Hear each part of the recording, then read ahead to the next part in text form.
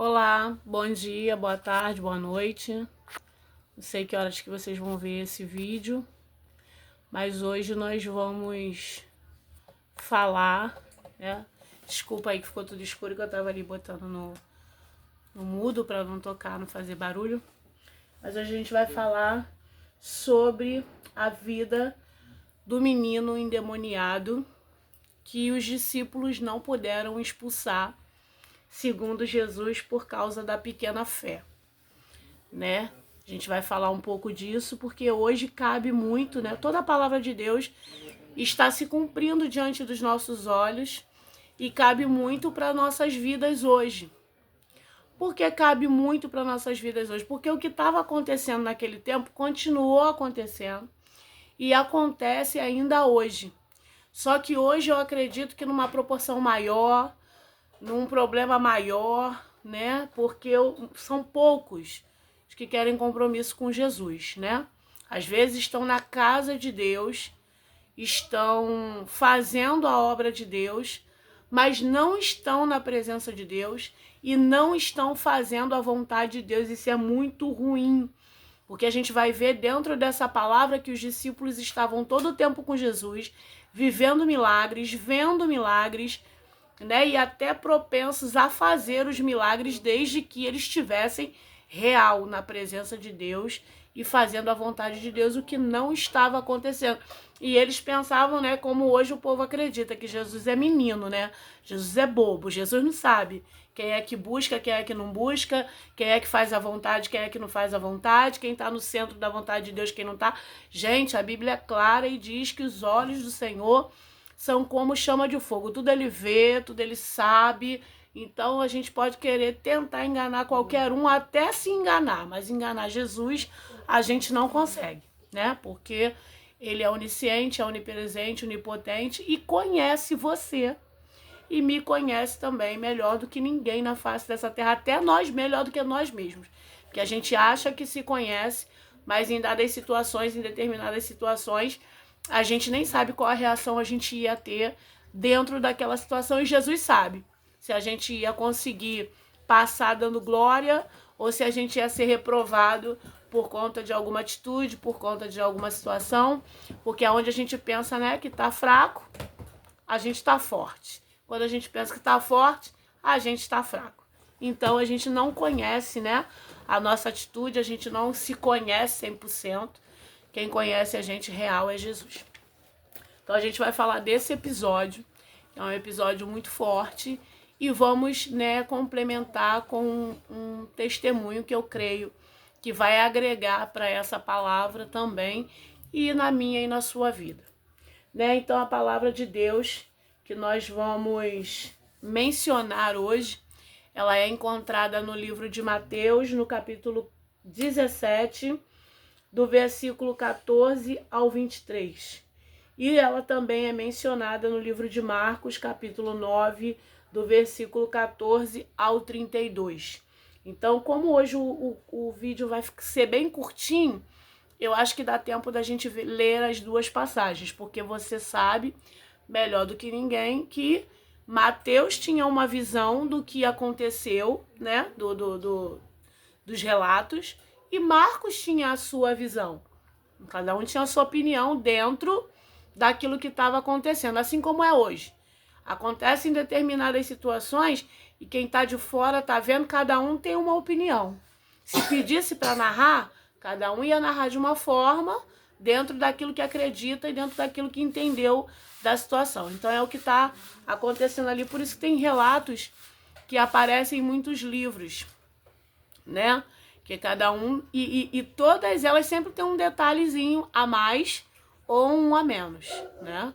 Então a gente tem que estar sempre lendo, comparando, para a gente poder extrair e saber o que a gente vai ministrar, o que a gente vai pregar, o que vai agregar na nossa vida, essas coisas todas. Então a gente vai abrir lá no livro de Mateus, esqueci de pegar a Bíblia, vou pegar aqui no livro de Mateus, capítulo 17, é isso? 17, versículo 14. Mateus 17,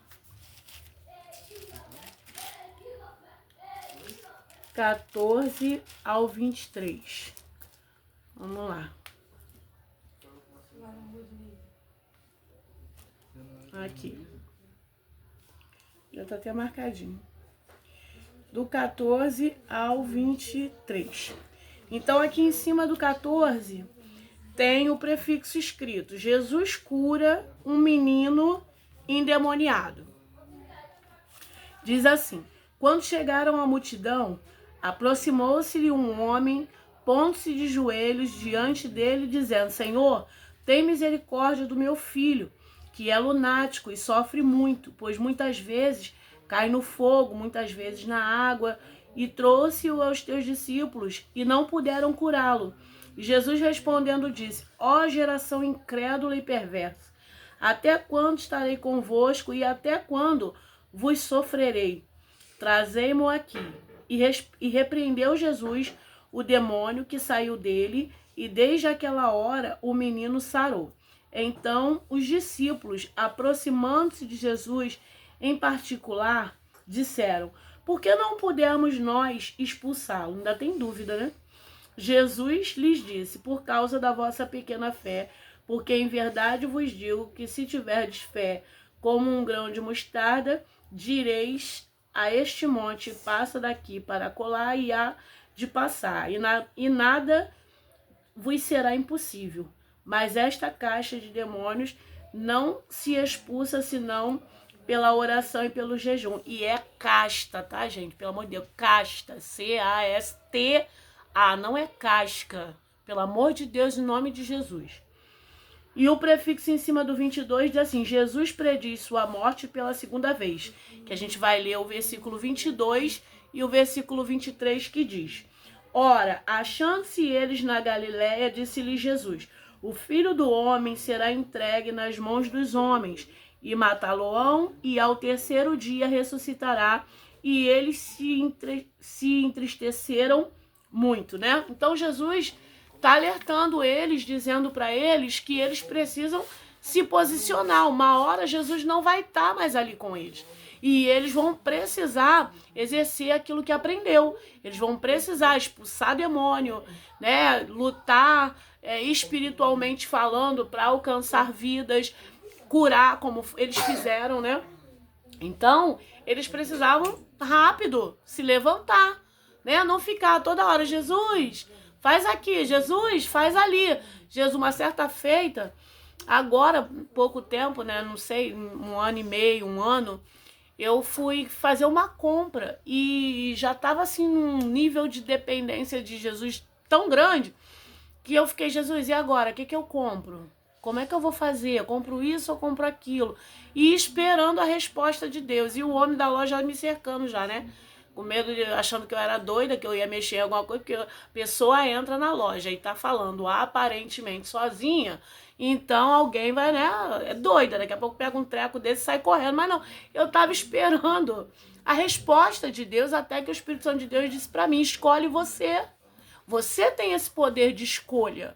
Escolhe a cor, escolhe o que você vai levar. E eu fiquei toda sem graça, enfim, mais indecisa do que eu já estava. Falei: então vou levar isso aqui, vou levar aquilo ali. Escolhi e levei. Acabou que meu guarda-chuva eu não usei nem 15 dias, que era um guarda-chuva que eu ia comprar. Não usei nem 15 dias, esqueci no Uber, fiquei tão chateada. Enquanto eu lembrava daquilo, eu não comprei outro. Quando eu esqueci, agora eu tenho outro, graças a Deus, e anda na minha bolsa, não esqueci em lugar nenhum, até o presente momento. Mas fiquei naquela de... era o que estava acontecendo com os discípulos. A dependência de Cristo era tanta, de tudo Jesus resolve. Não, tudo, é com Ele. Qualquer coisa que der ruim aqui, a gente leva até Ele e Ele vai resolver. Eles já estavam acostumados com isso. Só que já estava chegando o tempo de Jesus partir. Então isso tinha que acabar. Isso tinha que ser: não, eu vou resolver porque eu aprendi com Cristo como fazer. Eu aprendi com Jesus como é que eu curo, como é que eu liberto no nome dele, como é que eu expulso demônio no nome dele. Então não vou precisar incomodar ele não, mas é no nome dele que eu vou fazer todas as coisas. Ele mesmo disse: nada a vocês vai ser impossível. É só vocês irem. É só vocês fazerem. Tem coisa que você tem que ir, que você tem que fazer, que você tem que se locomover. E ainda tem um povo né? Não querendo menosprezar, mas fazendo igual Moisés. Ai, meu Deus, o mar tá na frente, vamos orar. Não! Toca no mar, repreende esse mal e atravessa essas águas glorificando o nome do Senhor. Então, tem momentos que você tem que tomar atitude. Falta autoridade, falta fé, falta muita coisa, falta compromisso. Nossa, falta muita coisa, né? E o povo vive às vezes arrastando corrente a troco de nada. Jesus já ensinou, Jesus já direcionou, já disse como faz, como tem que fazer, o que tem que fazer. É só fazer, é só obedecer, né? Então a gente vai ler o livro de Marcos, capítulo 9, que é a mesma passagem, mas a gente vai ver como é que ele relata, né? Como ele relata o ocorrido que a gente acabou de ler.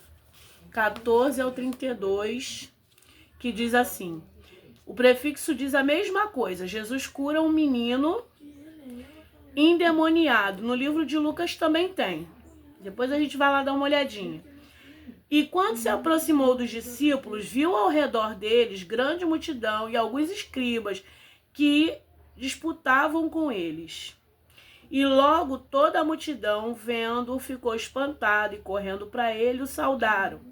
E perguntou aos escribas: o que é que discutes entre eles? E um da multidão respondeu e disse: mestre, trouxe-te o meu filho, que tem um espírito mudo, e este, onde quer que o apanha, despedaça-o, e ele espuma, arranja os dentes, vai se secando.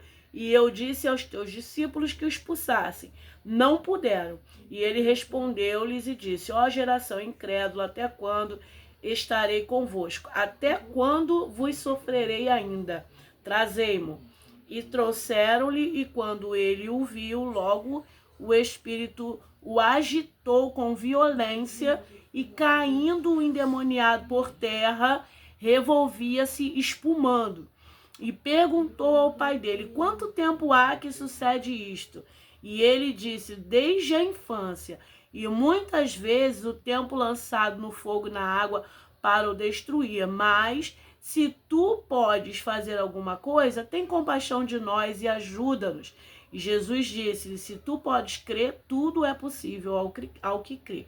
E logo o pai do menino, clamando em lágrimas, disse: eu creio, Senhor, ajuda a minha incredulidade. E Jesus, vendo que a multidão concorria, repreendeu o espírito imundo, dizendo-lhe: espírito mudo e surdo, eu te ordeno, sai dele, e não entres mais nele. E ele, chamando e agitando-o com violência, saiu, e ficou o menino como morto, de tal maneira que muitos diziam que estava morto. Mas Jesus, tomando pela mão, o ergueu, e ele se levantou. E quando entrou em casa, os seus discípulos lhe perguntaram à parte: por que nós não podemos o expulsar? E disse-lhes esta casta: não pode sair com coisa alguma, a não ser com oração e jejum. Então você vai ver que no livro de Marcos tem uma riqueza de detalhes diferentemente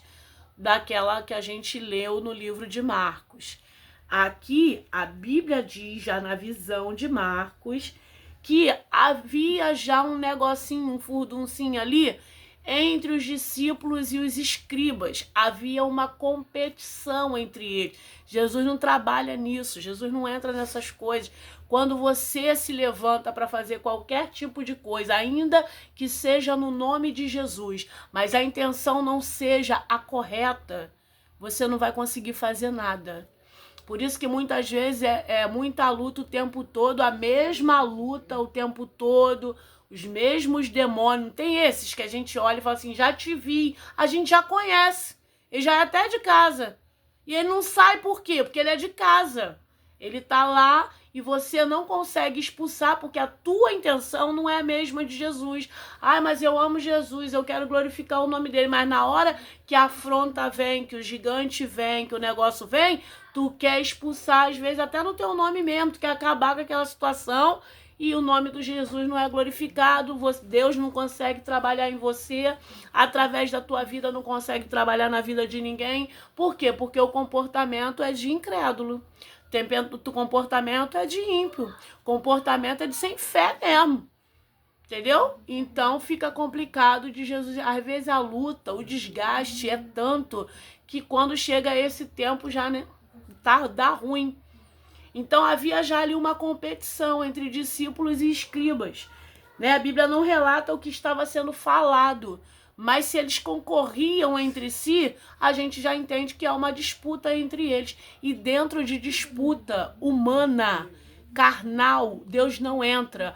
Não, provo para você. A Bíblia diz que havia uma discussão, uma disputa entre irmãos. E esses irmãos, um deles dizia assim para Jesus: Jesus, tu não vai entrar? Tu não vai mover? Tu não tá vendo que ele quer ficar com a maior parte, não quer dividir nada comigo? Jesus vira e diz: quem me constituiu juiz entre vocês dois? Em outras palavras, resolve vocês, meu filho. Isso é coisa de família, coisa de parente, não me envolvo nisso.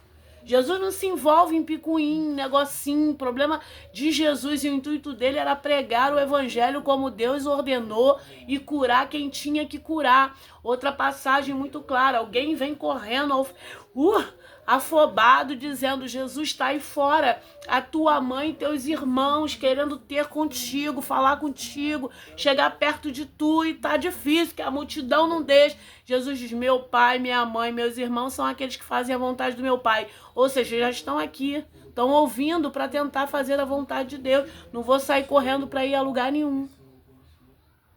Aí, de repente, se é eu que digo: nossa, grossa. Mas de Jesus ninguém vai falar nada, né? Mas de mim é meter o malho. Enfim. Então, Jesus vai dando essas pistas de que não é assim, não é nisso que ele opera, não é desse jeito que ele vai trabalhar. Esse não é o Jesus que você acha que está servindo. Você ainda precisa conhecer um pouco mais da história de Cristo, do decorrer de Jesus, para poder conhecer e saber verdadeiramente quem é. Não só de ouvir falar, mas dele se apresentar, né, para você. Então diz, né, que eles concorriam entre si, discutiam entre eles, uma multidão, né, estava ali no meio, tudo. Alguém se levanta para dizer o que está acontecendo no meio da multidão e por que está ali querendo a cura daquele menino.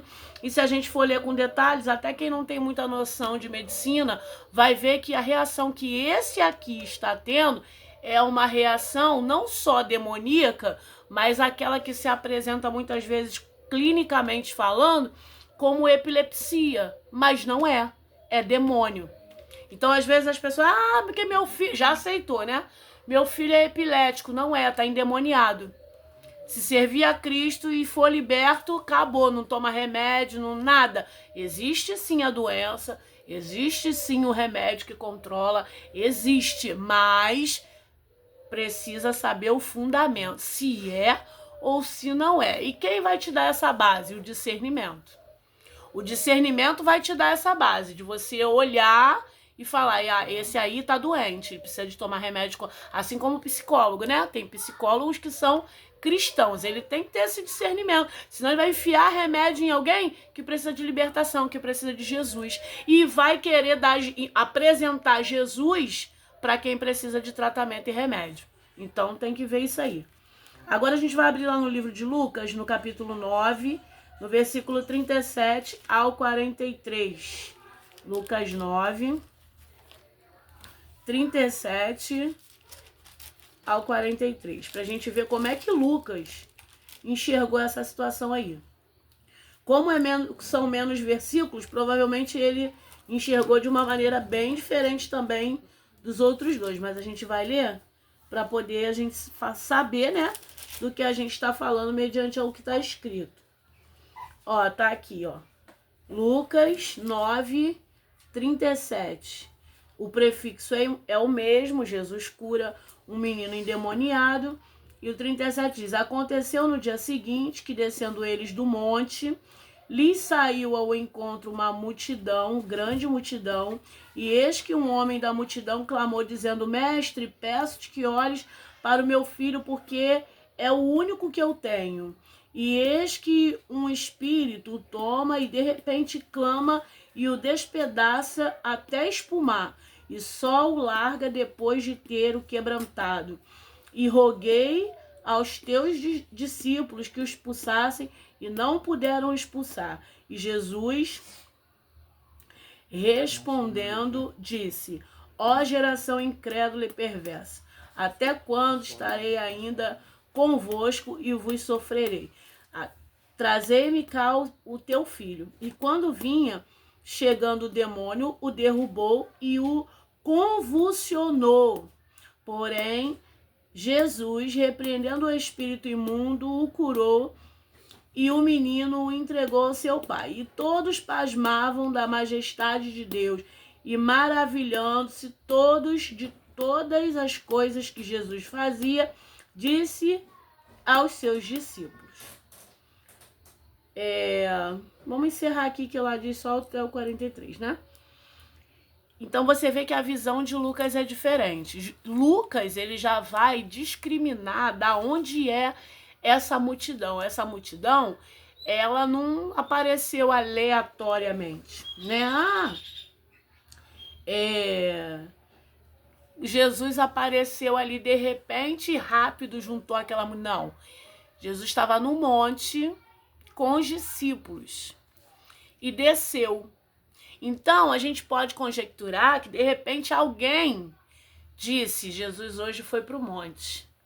Então, nós vamos fazer o seguinte, nós não vamos lá no monte perturbar ele não, até porque o negócio lá é bem sério, porque o monte é santo. Então, não é qualquer um que pisa, não é qualquer um que vai. Mas a gente vai esperar ele aqui embaixo.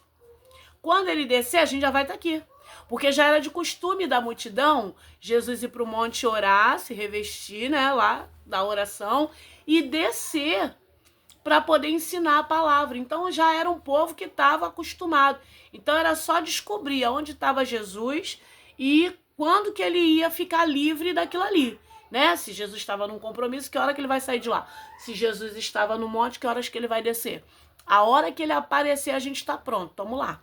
Então era isso. Então Jesus desceu do monte, já estava lá essa multidão, e no meio da multidão, um homem se levantou para falar do filho. Mas você vê que aqui, a gente leu no versículo 42, na parte B, diz que quando o demônio chegava nele, ou seja, o demônio não habitava nele não. O demônio entrava e saía dele quando queria. Tinha livre acesso. Então, quando entrava, ele convulsionava.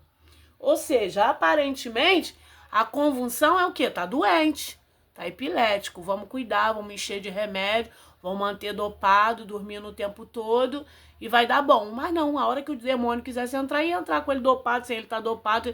E a Bíblia diz que o pai diz assim: só larga ele quando vê que ele não tem mais força para tentar contra a vida dele. Depois de rolar na água, rolar no fogo, depois de estar todo arrebentado ou quebrantado, como diz a Bíblia, mas todo arrebentado, que a gente depois vai ver que quebrantado tem um outro significado, né?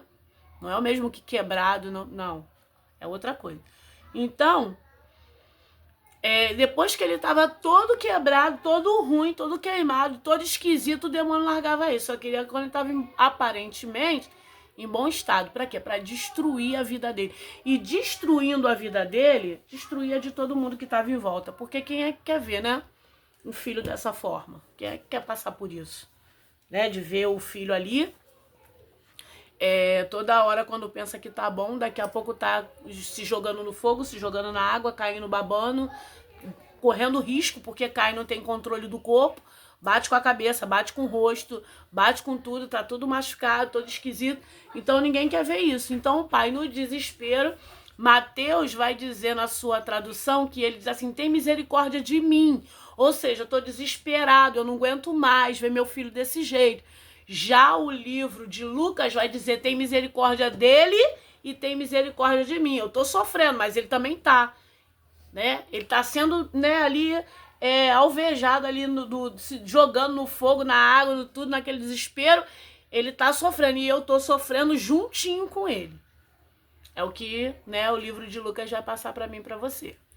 E o livro de Marcos vai passar, né, ali, vai falar bastante, mas vai ser bem mais sucinto, né, no que ele está dizendo, e vai entrar também na questão que Lucas entrou, de que comprovando que aquilo ali era aparentemente epilepsia. Já Mateus não descreve, só diz que ele era pego pelo demônio ali, lançado aqui, lançado lá, e acontecia um monte de coisa, mas em momento nenhum ele afirma que é epilepsia. Mas como Lucas, que é médico, está dizendo que é aparentemente, então a gente tem essa versão de que pode ser epilepsia. Eu coloquei coisas aqui totalmente diferentes pra gente falar, mas eu tô indo pelo que o Espírito, né, ministra, segundo a palavra. Mas eu quero, antes de ler aqui o que eu já tinha escrito, que eu não vou deixar de ler, que também é muito importante dentro da palavra, eu quero deixar para vocês um breve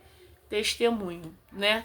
Porque essa palavra, eu li, a primeira vez que eu li essa palavra, eu falei, gente, é isso. Foi a chave, literalmente, da minha vitória.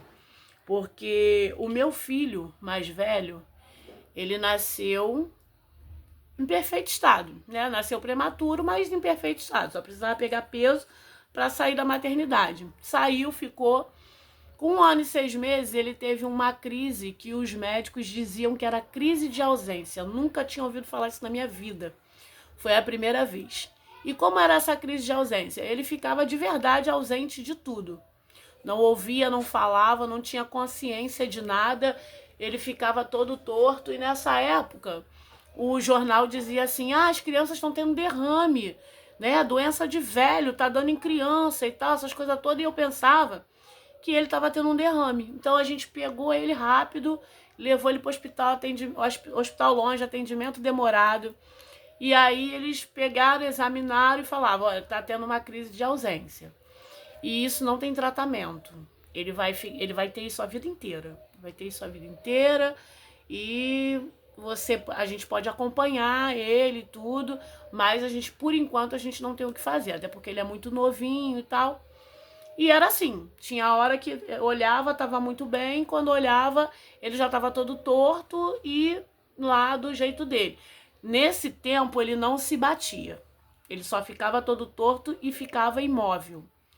E aí eu ficava ali do lado dele, conversando com ele, fazendo carinho nele, né? Às vezes, quando eu via que estava muito insistente, a gente ia pro médico, o médico ia, pegava e injetava clonazepam, mas nunca me dizia. Eu falava assim, se ele vem pra cá e toma essa dose, por que eu não posso dar uma dose menor, contínua nele, para ele não chegar a ter? Não, porque ele é um bebê, ele é uma criança, ele tá em processo de desenvolvimento e a gente não quer manter ele, né, inerte, só dormindo ou sonolento. A gente quer que ele, como é que fala? Que ele venha se desenvolver.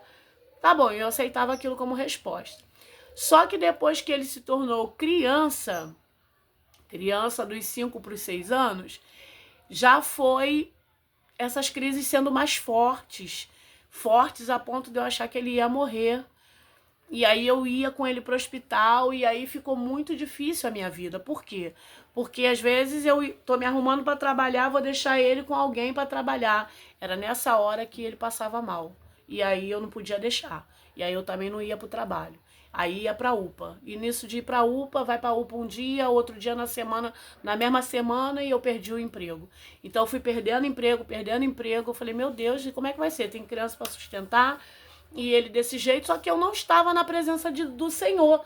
Então o discernimento não ia chegar nunca. Eu ia ter que ficar sendo escrava daquele demônio que estava atuando na vida dele para, consequentemente, destruir a dele e a minha. Né? Como aquele homem lá no livro de Lucas, ele vai relatar. Tem misericórdia, Senhor, dele e de mim, porque nem eu nem ele vai aguentar isso muito tempo. E já teve uma médica que falou que se ele convulsionasse 2 dias, ele podia morrer, porque ele ia ficar preso naquela crise, poderia ficar em coma e dali ele não ia voltar, porque a mente dele não ia funcionar. Já teve uns outros que, ele pode convulsionar e voltar com sequela, ele não vai andar, não vai falar, ele vai vegetar. Então o diabo ficava ali, além de tomar ele, ficava ali lançando essas palavras. E eu mesmo, não estando na presença de Deus na época, eu sempre repreendia. Eu falava, não, o meu filho nasceu perfeito, ele vai continuar perfeito. Ele não vai ficar paralisado de nada, ele não vai ficar demente, desculpa a palavra, mas é essa.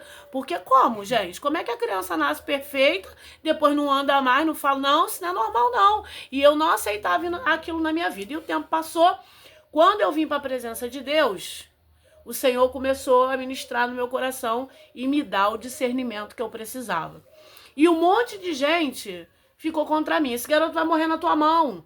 Tu não corre com... Uma vez eu corri com ele, chamei meu irmão, ele saiu daqui, o povo me ajudando. Quando eu sentei lá no negócio demoníaco mesmo. Quando a gente entrou no carro, ele sentou normal e falou assim, a gente tá indo pra onde? Falei, menino, tu tava passando mal agora, vamos te levar pra UPA. Não, tio, precisa não. Eu não tô passando mal, não. Falei, ah, capeta, nunca mais eu vou sair daqui correndo contigo pra lugar nenhum. Porque tu vai ficar, ou tu fica curado, ou tu vai morrer com Cristo e vai pra glória. Que ele tava na presença de Deus nessa época. E assim eu fiz. Toda vez que ele dava aquela convulsão, a gente protegia para não cair, machucar o rosto, não se machucar. Mas antes, enquanto ele estava no princípio da convulsão, eu falava, vamos orar o Salmo 91. Você vai orar comigo. E ele ficava orando comigo até convulsionar, né? E eu orando com ele. E depois, quando eu via que ele já foi, eu botava a mão na cabeça dele, repreendia aquele demônio, expulsava aquele demônio e ele ia dormir tranquilo, né? E nunca mais eu levei ele para UPA. E para a glória de Deus, esse ano, se Jesus não voltar, meu filho vai fazer 25 anos. Acabou.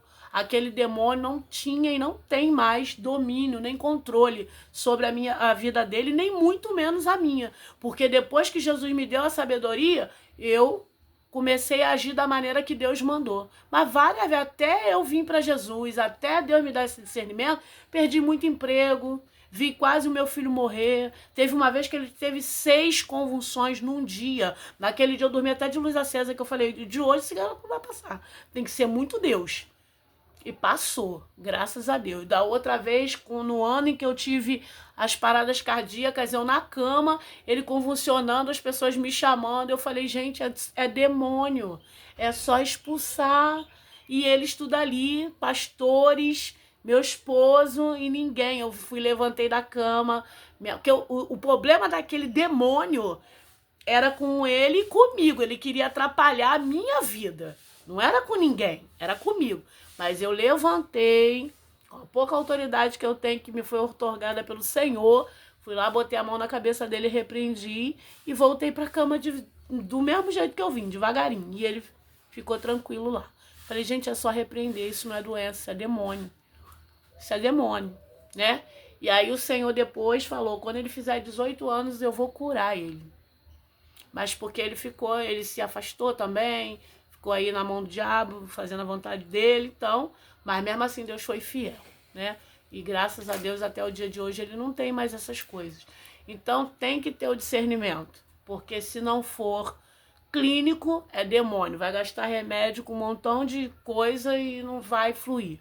Igual, né, a mulher do fluxo de sangue, gastou tudo que tinha e o que não tinha, até encontrar com Jesus e ficar curado. Tem coisas que a gente tem que ter um encontro com Jesus, senão não vai dar certo.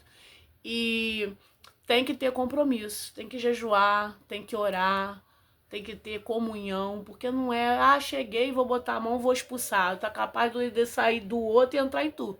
Então tem que estar revestido, tem que orar, tem que jejuar, tem que buscar a Deus para poder ter vitória, para poder ter resposta, para poder o nome do Senhor ser glorificado e você, né, ver alguém da sua casa liberto, ou até mesmo você em certas áreas, né? Nós, porque a gente precisa sempre, né, de libertação. Então eu tinha colocado aqui essas coisas mesmo, né?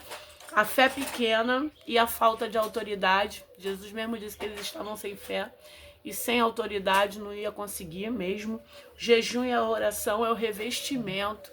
Jesus vai dizer para os discípulos assim: ficar em Jerusalém até que do alto vocês sejam revestidos, porque precisa do revestimento do Espírito Santo. Ninguém vai sair aí guerreando, já é uma batalha terrível no mundo espiritual. Então, no mundo natural, no mundo real, como diz a Heloísa, ninguém vai sair guerreando aí para tomar coça de demônio, gente. Tem que se revestir, tem que jejuar, tem que orar, tem que ter uma vida de oração para poder vencer, né? E eu botei isso aqui na hora do estudo, né? Hoje as pessoas acreditam que viverão milagres e o sobrenatural de Deus sem se aproximar dele, sem negar a si mesmo, sem nenhum tipo de esforço e comprometimento. Só que não. A Bíblia é clara e diz que quem se aproxima dele precisa crer que ele existe e que é galardoador daqueles que o buscam. Está lá no livro de Hebreus 11:6. E que quem deseja segui-lo precisa negar a si mesmo, tomar a sua cruz e segui-lo. Está lá no livro de Mateus 16:24 e também no livro de Lucas 9:23. A gente não vai abrir porque já foi muito tempo, mas você vai ver essa gravação. Abre lá para você testificar de que eu não estou falando nada de mim, tá tudo escrito. E o testemunho, né, que eu ia contar, então já falei tudo que eu tinha para falar. Mesmo achando que ia ser pouco, foi muito. Mas não deixa de ver as referências para você ver que é real, tá escrito, e a gente precisa, né, verdadeiramente desse revestimento e dessa autoridade. Então, tchau para todos vocês e até o próximo estudo.